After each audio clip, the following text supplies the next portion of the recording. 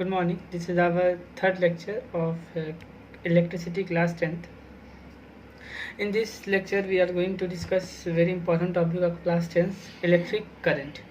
Electric current होता क्या है इसके बारे में और इसके फार्मूलाज जो हम लोगों के स्टैंडर्ड 10 के सिलेबस में मौजूद है उसके बारे में। इलेक्ट्रिक करंट अभी कुछ बातें जो पीछे पड़े हैं उसमें से एक बातें जो आपके सिलेबस में नहीं वो बता दें कि हम लोगों ने पॉइंट चार्जेस की वजह से जो फोर्स पढ़ा था कि पॉइंट चार्जेस की वजह से जो फोर्स होता है वो कूलम फोर्स कहलाता है। तो अगर आपके पास कहीं पर एक पॉइंट चार्ज है, सपोज को this is a point charge, और अगर ये पॉइंट चार्ज है प्लस पॉइंट चार्ज है तो इस पॉइंट चार्ज की वजह से इसके आसपास, अब सपोज करो कि ये प्लस चार्ज है, प्लस Q1 चार्ज है और यहाँ पर कहीं भी तुमने प्लस Q2 चार्ज रख दिया, तो अभी चूंकि इस चार्ज की वजह से ये चार्ज रिपेल होगा। ये चार्ज जब यहाँ है तो रिपेल होगा, यहाँ है तो रिपेल होगा, हो सकता है यहाँ तो रिपेल नहीं हो। तो कोई भी एक चार्ज हम पॉइंट चार्ज देखते हैं तो जब चार्ज रुका हुआ होता है रेस्ट में, ये चार्ज किस में, रेस्ट में, जब कोई चार्ज रेस्ट में होता है तो इसके आसपास वह एरिया जहाँ तक इसके वजह से कोई दूसरा चार्ज फोर्स एक्सपीरियंस कर ले, उस एरिया को हम लोग बोलते हैं इलेक्ट्रिक फील्ड, उस एरिया को बोलते हैं इलेक्ट्रिक फील्ड। तो जब चार्ज रेस्ट में होता है, रुका हुआ होता है, तो इसके आसपास एक फील्ड जनरेट होता है, that field is called electric field. उस फील्ड को हम लोग इलेक्ट्रिक फील्ड कहते हैं और इलेक्ट्रिक फील्ड की वजह से ही इलेक्ट्रिक फोर्स लगता है, जिसको अभी हम लोगों ने कूलम्स फोर्स कहा था। जब चार्ज रेस्ट में होगा तो ही इलेक्ट्रिक फोर्स लगेगा, लेकिन अगर क्या हो जब चार्ज मोशन में आ जाए, यही चार्ज जब किसी कंडक्टर के अंदर मोशन में आता है तो वो इलेक्ट्रिक करंट कॉन्स्टिट्यूट करता है। लेकिन ये ज़रूरी है कि जो चार्ज है वो एक डायरेक्शन में ही मूव करे। इलेक्ट्रिक करंट को डिफाइन ही हम लोग इसी वे में करते हैं कि the flow of electric current को हम डिफाइन ही इसी वे में करते हैं, the flow of charges in a definite direction constituent electric current. When there is charge flow in a definite direction, किसी कंडक्टर के अंदर चार्ज वैसे ही फ्लो होता है but it flow in various random direction में सारे के सारे चार्जेस अगर सिर्फ एक डायरेक्शन में फ्लो होने लगे तो उसके वजह से इलेक्ट्रिक करंट आ जाएगा। मैथमेटिकली अगर डिफाइन करें तो मैथमेटिकली में डिफाइन कर सकते हैं इस तरह से कि आप मानो कि t टाइम में किसी कंडक्टर के किसी क्रॉस सेक्शन में ऐसे क्यू चार्ज पार हो रहा है तो यूनिट टाइम में कितना होगा, तो Q/T। This Q/T is called electric current. तो डिफाइन करते हैं, it is defined as the rate of flow of charge through any cross sectional area of a conductor. कोई ये कंडक्टर है, इस कंडक्टर का कोई क्रॉस सेक्शनल एरिया ले लो। क्रॉस सेक्शनल एरिया का मतलब देख लो यहाँ से, ये जो इसका एरिया है, ये वाला एरिया, इसको हम लोग क्रॉस सेक्शनल एरिया कहते हैं। तो अगर आपके पास कोई कंडक्टर हो, उस कंडक्टर के क्रॉस सेक्शनल एरिया से 1 सेकंड में जितना चार्ज फ्लो होगा उसको हम लोग क्या बोलते हैं, इलेक्ट्रिक करंट बोलते हैं। इसलिए इलेक्ट्रिक करंट को डिफाइन करते हैं, electric current is equal to charge flowing divided by time. Charge flowing को हम लोग Q से लिखते हैं, टाइम को T से लिखते हैं। इसलिए इलेक्ट्रिक करंट का फॉर्मूला जो हमारे पास आता है वो Q/T आता है। यहाँ से हम Q का वैल्यू निकाल सकते हैं, Q is equal to IT भी होगा। मेन जो फॉर्मूला होता है वो Q is equal to I is equal to Q/T होता है। हम जानते हैं Q is equal to N होता है, पिछले सेक्शन में पढ़ चुके हैं। इसका मतलब इस फॉर्मूला में Q की जगह पे N पुट कर सकते हैं, तो it will be I is equal to N/T। So we have total two formula of electric current. First is Q/T, other is N/T. These two formula helps us to solve numericals related to class 10th. कुछ important बात जो current के बारे में आपको जाननी है, उसमें पहला इंपॉर्टेंट बात जो है उसमें है करंट स्केलर है कि वेक्टर है। तो करंट के बारे में अगर आप जानोगे करंट स्केलर है कि वेक्टर है तो आपको मालूम पड़ जाए। So the very first point is current is a scalar quantity. Current जो है स्केलर क्वांटिटी है। अगर आप नॉर्मल से ही बात देखोगे तो आपके पास ये एक पाथवे है, एक पाथ है जहाँ 3 एम्पियर का करंट इस रास्ते से आ रहा है, 2 एम्पियर का करंट इस रास्ते से आ रहा है।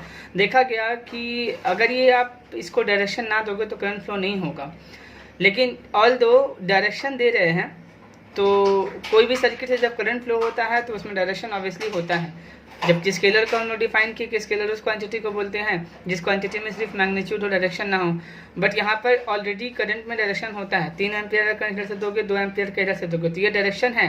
करंट किसी नोड पे जंक्शन पे आके रुकता नहीं है, टोटल करंट इस डायरेक्शन में वापस चला जाएगा जो वायर होगा। तो ऑल दो current has direction but still it is a scalar quantity not a vector quantity.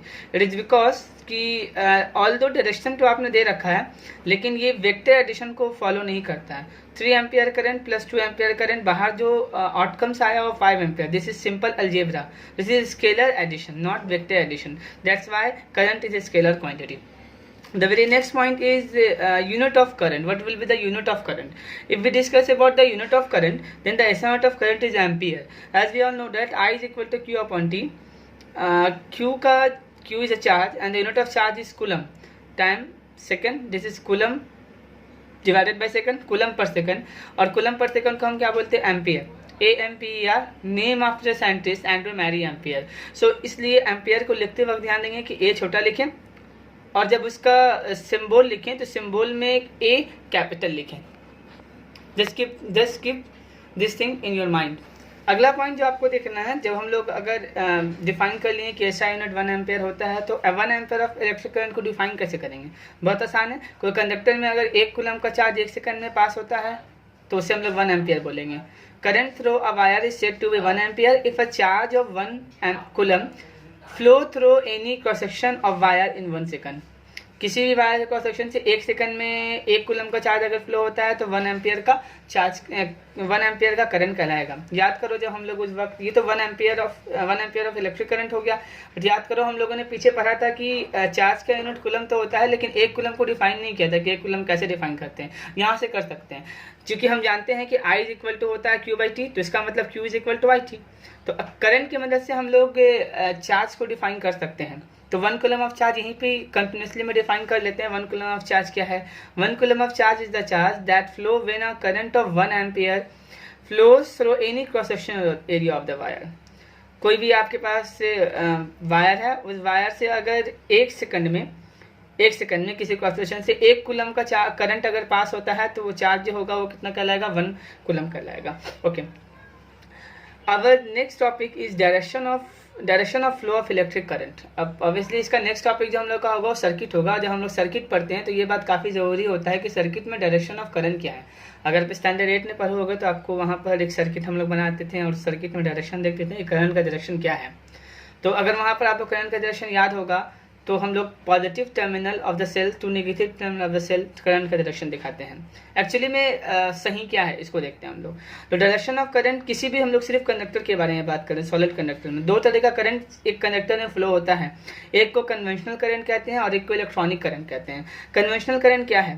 पहले के ज़माने में जब लोगों को ये नहीं पता था कि movement of charge is actually the movement of electron, क्योंकि लोगों को इलेक्ट्रॉन के बारे में नहीं पता था, तो लोग चार्ज को ट्रीट किया करते थे. पॉजिटिव चार्ज उनका मानना था कि जो किसी बॉडी में मूव करता है, किसी एक बॉडी से दूसरे बॉडी में जो मूव करता है वो पॉजिटिव चार्ज मूव करता है, नेगेटिव चार्ज मूव नहीं करता है. तो लोगों का मानना था कि जो पॉजिटिव चार्ज है वो हायर पोटेंशियल पे होता है. तो कोई पॉजिटिवली चार्ज बॉडी जो होता है, जो हायर पोटेंशियल पे होता है, इससे इलेक्ट्रिक चार्ज निकलता है और कोई निगेटिवली चार्ज बॉडी जो लोअर पोटेंशियल पे होता है उसमें जाता है. मतलब charge flow from the higher potential that is from positive charge body to negative charge body. ये पहले के लोगों का मानना था. इसलिए लोग कहते थे कि जो करंट का डायरेक्शन होता है वो किसी सेल में पॉजिटिव टर्मिनल से नेगेटिव टर्मिनल की तरफ होता है.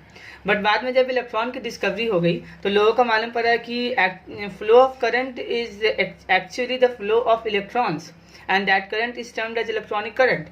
सो लोगों ने यह माना कि अब निगेटिव जो चार्ज का बॉडी होगा, जिसमें निगेटिवली चार्ज बॉडी होगा, करंट या इलेक्ट्रॉन उससे निकलेगा और पॉजिटिव की तरफ जाएगा. तो निगेटिवली चार्ज बॉडी को हायर पोटेंशियल पे कंसिडर किया गया और पॉजिटिवली चार्ज बॉडी को लोअर पोटेंशियल पे कंसिडर किया गया, जो कन्वेंशनल करंट का बिल्कुल गलत था. बट जैसे ही इलेक्ट्रॉनिक चार्ज के बारे में लोगों को मालूम पड़ा, उस वक्त तक बहुत सारे बुक्स ऑलरेडी लिख दिए गए थे जिसमें ये कह दिया गया था कि चार्ज जो फ्लो होता है वो from the positive terminal of the cell to negative terminal और from the positive charge body to negative charge body. तो दोबारा उसको कैंसिल करना बहुत मुश्किल था, इसीलिए एक बीच का रास्ता निकाल दिया गया. और बीच का रास्ता ये था कि आपको अगर जब भी पूछा जाए कि आप डिफाइन कैसे करोगे डायरेक्शन ऑफ करंट, तो आप इस तरह से डिफाइन करोगे. आप डायरेक्शन ऑफ करंट क्या बोलोगे? Conventionally direction of current is taken as positive. Direction of current is taken as positive opposite to the direction of flow of electronic current. This is the conventional method or main method to define or to say the direction of current. Direction of current आप इसी को याद रखेंगे कि direction of current जो conventionally लिया गया है वो इलेक्ट्रॉन के फ्लो के अपोजिट लिया गया है. इलेक्ट्रॉन के फ्लो के अपोजिट लिया गया है. इस बात को अगर आप फिगर वाइज समझना चाहते हो तो आपके पास एक सर्किट है, स्टैंडर्ड 8 में आप इससे वाकिफ हो गए, अभी हम पढ़ाएंगे भी इसको आगे.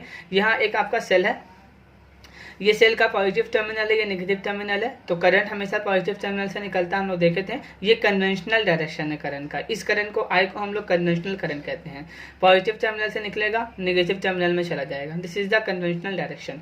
बट बाद में जब इलेक्ट्रॉन का डिस्कवरी हुआ तो मालूम पड़ा कि नहीं, करंट तो फ्लो होता है बिकॉज ऑफ इलेक्ट्रॉन। इलेक्ट्रॉन कहाँ से निकलेगा, नेगेटिव टर्मिनल से, तो नेगेटिव टर्मिनल से इलेक्ट्रॉन निकलेगा इधर से इस तरफ, फिर इस तरफ, फिर इस तरफ और फिर इस तरफ। तो इलेक्ट्रॉन का फ्लो कहाँ से, नेगेटिव टर्मिनल से लेके पॉजिटिव टर्मिनल। करंट कहाँ से फ्लो हो रहा है, positive to negative. Thus we can say that conventional direction of current is taken as opposite to the direction of flow of electrons. This is the main definition that you should keep in your mind. The very next topic is current carrier. अगर हम लोग किसी भी conductor के बारे में बात करें या कोई सी भी ऐसी ऑब्जेक्ट के बारे में बात करें इसमें करंट फ्लो होता है, तो करंट को कैरी कौन करता है, current carrier is the carrier of current, the things which carry the current in any material.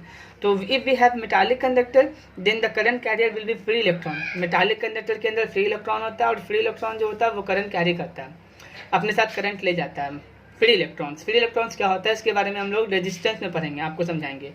Electrolytic solution, जैसे आपके पास नमक है NaCl, उसमें पानी का सॉल्यूशन मिला दे तो वो NaCl बन जाता है, NaCl एक्वस जो इलेक्ट्रोलाइटिक सॉल्यूशन है।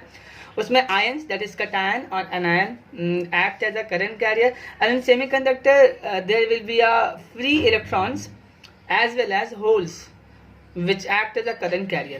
We will discuss in class 12 more about holes in semiconductor topic, but here we should only know the name of current carrier in semiconductor, that is free electrons and holes also. This is all about electric current. The very next topic is electric potential, that we will talk in the next lecture. Thank you.